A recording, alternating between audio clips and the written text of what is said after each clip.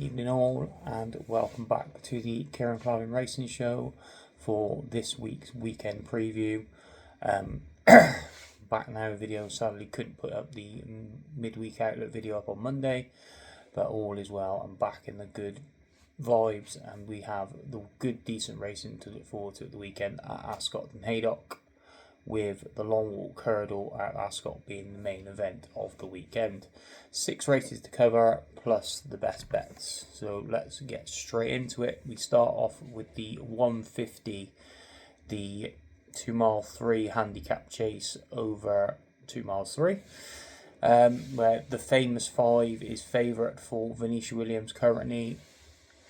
Not been seen yet this season, second last time out at Newbury back in February, decent enough run. It's been a while since he's won though. He did win this time last year at Newbury, but I'm not sure I'd be willing to park. I mean, Venetia's horses haven't been in the best of form like they normally are in December, and I'd be willing to take him on. And the horse I'm going to back is a horse I've put up on the channel before, and I think he's got a great chance in this race, especially going back right-handed, and that is Bad for Ben Paulin. Very good winner up at Kempton 2 starts back. Was then thrown in to the Paddy Power, where he jumped okay, but he did look to go slightly right-handed, and some of his jumps finishing 5th, just outside the placings, unfortunately, in the Paddy Power.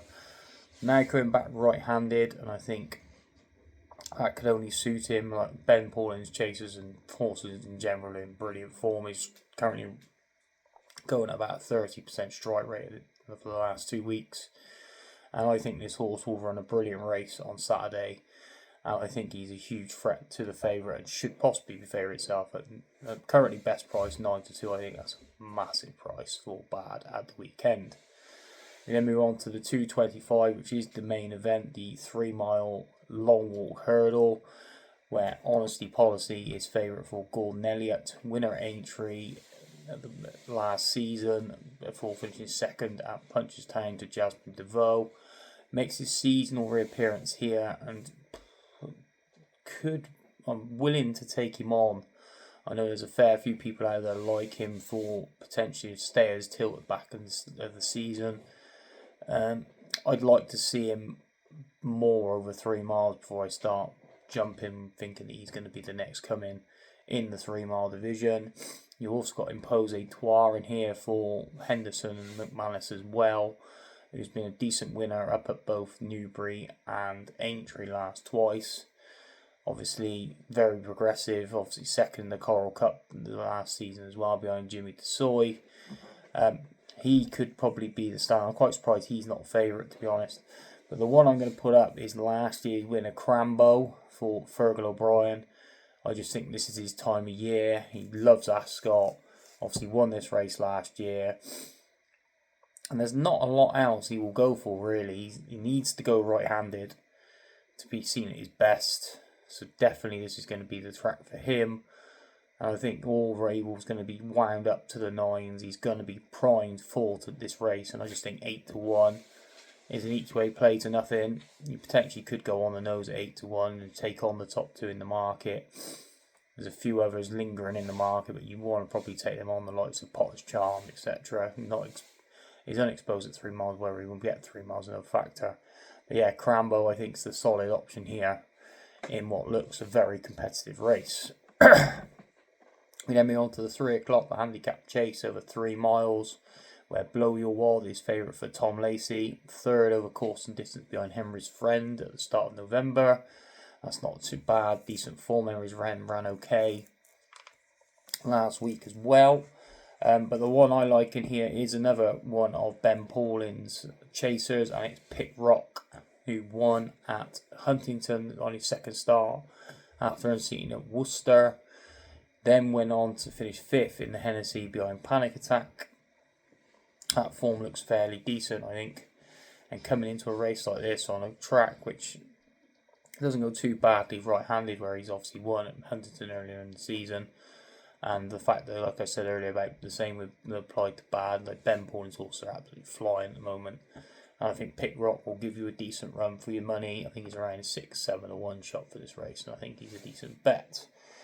And the 3:35, the last race we're going to touch on at Ascot, is the 2-mile handicap hurdle, where Mondo Man is favourite for Gary Moore, second at Lingfield on reappearance after disappointing both on the flat, and he was very disappointing in the Triumph as well last season.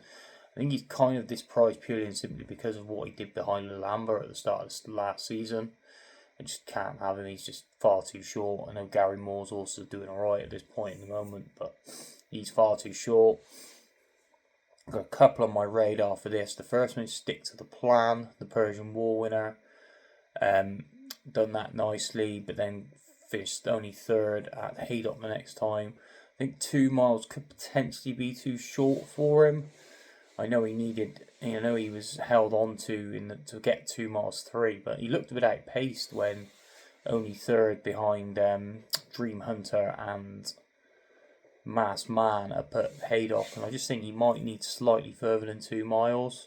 The one I came down on, and I've been waiting for this horse to run for a while, and the vibes are he is going to run. He's Live Conti for the Skeltons to make his handicap debut. Second when last seen at Aintree behind Mercia in the juvenile hurdle. Anything the Skelton runs, they seem to always win. First time up in a handicap, and he's not been given too much of a decent. He's been given a decent enough mark. They say they're going to go slowly, surely with him this year because potentially we're looking for a chase campaign next season. I just think this is a good opportunity for him to get off the mark of the season and add more money to the Skelton Empire, as it were. And the fact that you're getting around, like, he's about 14, 16 to 1. He's a ridiculous price in a field like this. So I know it's very competitive with Alexi, who's been very ultra consistent this season. There's a couple of others, Fiercely Proud, who won the race last year. There's a few others in this race that could potentially. It's a very deep handicap, but Live Con is far too big at 14, 16 to 1 for me.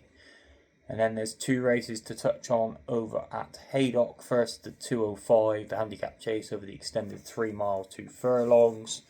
Jack's Parrot is favourite for Greenall and Guerrero, who finished second in the race last year. He's had a pipe opener over hurdles when finishing 4th at Bangor on D. So that'll probably put him cherry ripe for this, and a tilt to potentially go one better than last season. But the one I like in here is Grand Albert for Donald McCain, currently best price 14 to 1. Lightly raced so far, only 4 chase starts, and I just think he is built to be a staying chaser in the making. He's very slow, very deliberate at his fences, but he stays forever. And I think the further they go, then the better he's going to be. Bit of softness in the ground, which will definitely get up at Haydock this weekend, and I think he could run a big race and outrun his odds. Currently, like I say, 14, 16 to 1's knocking about for Grand Albert. And then the 2:40, the Mayor's Novices Listed Hurdle over 2 miles 3 furlongs. Jackie Hobbs is favourite for Harry Derham, who won nicely up at Newbury at the start of the season. The third strong leader has come out and won since, so the form looks fairly strong. But I'm willing to take her on as well, and it's again with another Donald McCain inmate, and it's Roses All the Way. Currently best price at 25 to 1. I just think this is overpriced. Donald McCain really rates this horse. Highly tried last season in some decent bumper form, including running in the Mayor's bumper up at Aintree. She was third on hurdles debut behind the horse in Nicky Richards's that also runs in this race. I think she'll come on for the run. She had to do all the donkey work that day. I think if she gets a lead, I think Roses All the Way could potentially outrun her odds at around 25 to 1. And I just think she's, again, like I said about Live Conti earlier on, I think she's just far too big in what looks a very competitive race. But I think she should be shorter than what she is at 25 to 1. So that's the 6 races covered.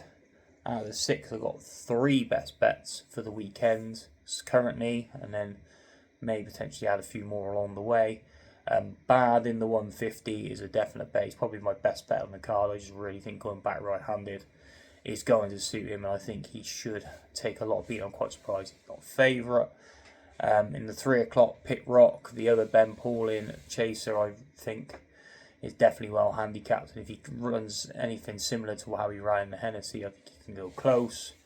And then the third one is Live Conti in the 335 in the handicap hurdle. Probably going to get 4 or 5 potential places in this race, and I just think he's overpriced around 14, 16 to 1. If he's going to be on that price in the morning, on Saturday morning, I would definitely be having a play on him. And that is that. Thanks for listening, guys. Short and sweet video this week. I'll be back next week with plenty of content going into the Christmas period. We got an episode coming on Tuesday for double bubble for Boxing Day and for the 27th. I have 2 videos out on Tuesday for that racing. But I hope you all have a good weekend punting, guys, and I'll see you all again soon. Happy punting and good luck to you all.